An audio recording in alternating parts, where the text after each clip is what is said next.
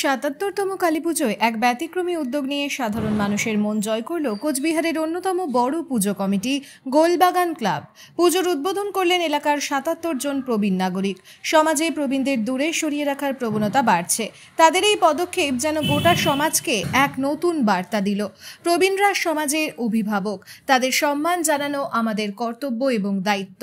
প্রায় ১০ লক্ষ টাকার বাজেটে তৈরি এই পুজো শুধু আড়ম্বরের প্রদর্শনী নয়, বরং শিশু থেকে বৃদ্ধ সকলকে একসাথে নিয়ে পথ চলার প্রয়াস।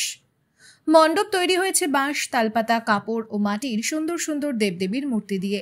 একদিকে যেমন পরিবেশ বান্ধব উপকরণ ব্যবহার করে দৃষ্টিনন্দন পরিবেশ তৈরির চেষ্টা করেছে ক্লাবটি, ঝলমলে আলোকসজ্জা এবং দৃষ্টিনন্দন কারুকার্য, প্যান্ডেলের প্রতিটি কোনায় কোনায় যেন অভিনবত্বের ছোঁয়া।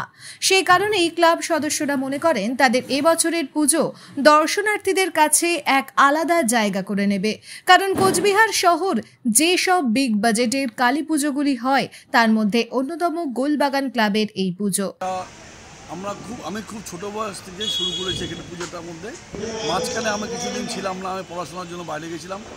তারপর 93 থেকে এসে পুজোর সঙ্গে এই কালচারাল প্রোগ্রামটা এই সবার সঙ্গে অ্যাটাচমেন্ট হয়েছে, যে ছোটোর থেকে বড় সবাই আমরা একসঙ্গে মিলিত হয়ে করি।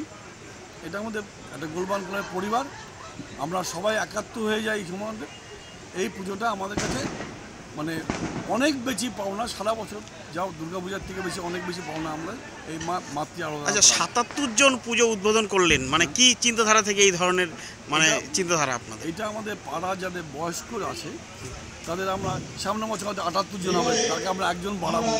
আমাদের যারা বয়স্ক আছে তাদের সম্মান জানানো, তাদের যে আজকে সমাজ ব্যবস্থা বয়স্কদের যে একবারে করে দিয়েছে সেটাকে আমরা না রেখে আমরা চাচ্ছি যে বয়স্কদের অন্তত বুঝুক, ছোটরা বুঝুক যে তাদেরও একটা জায়গা আছে, তাদেরও একটা সম্মানের জায়গা আছে। এবার পুজোর থিম কি রয়েছে আপনাদের? এটা শিবে পূজায় এটা হচ্ছে সব জায়গায় একাত্ম করা, সবার সঙ্গে একাত্ম এবং সব ইউনিটি করা এই জায়গাটায়। কত টাকা বাজেট রয়েছে আপনাদের পুজো? আমাদের বাজেট মোটামুটি ১০ লাখ টাকা বাজেট আছে। কি মনে করছেন সাধারণ মানুষের কাছে আপনাদের এই যে পুজো মণ্ডপের থিম কতটা সাড়া পাবে? দেখুন, এটা জনগণ বলবে, এটা আমরা বলতে পারি না। এর সঙ্গে আমাদের যেটা হচ্ছে, আমাদের প্রচুর কম্পিটিশন থাকে। আমাদের 3 দিন ধরে আমাদের সবার কালচারাল প্রোগ্রাম থাকবে, সারা দিন রাত আমাদের প্রোগ্রাম। মানে পুজোর সাথে সাথে আপনারা সাংস্কৃতিক অনুষ্ঠান, কালচারাল প্রোগ্রামও করছেন? আমাদের এটা একদম 93 থেকে টানা চলছে আমাদের। একদম আগে করতো না, আগে পুজোটাই হতো। তারপর আস্তে আস্তে কলেবর করে যে অ্যাটাচমেন্ট ছোটোর থেকে বড় সবাই, মানে একদম কোচির থেকে একদম বুড়ো অবধি সবাই যেন এখানে একটা পরিবার, এটা আমরা অ্যাটাচমেন্ট থাকে। কোচবিহারবাসীকে কি বার্তা দেবেন আপনাদের? সবাই আসুক যে, এবং এখানে মেলবন্ধন হোক, সবার ছোট বড় সবাই যেন এসে মেলবন্ধন হোক আমাদের সাথে। আপনার নাম? আমার নাম উদয় শঙ্কর বাগচি।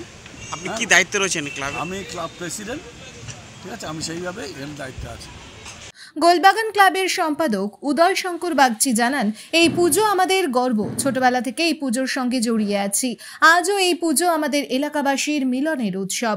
প্রতি বছরের মতো এবারও দর্শনার্থীদের ঢল নামবে বলেই আশা ক্লাব কর্তৃপক্ষের। তবে এবারের পুজো শুধু আলোর নয়, মানবিকতারও এক বিশেষ বার্তা দিয়েছে। তারা এমনটাই মনে করেন কোচবিহারের সাধারণ মানুষ। কোচবিহার থেকে গৌরীশঙ্কর গুহর সাথে শুভঙ্কর মল্লিকের রিপোর্ট, ABN 24x7।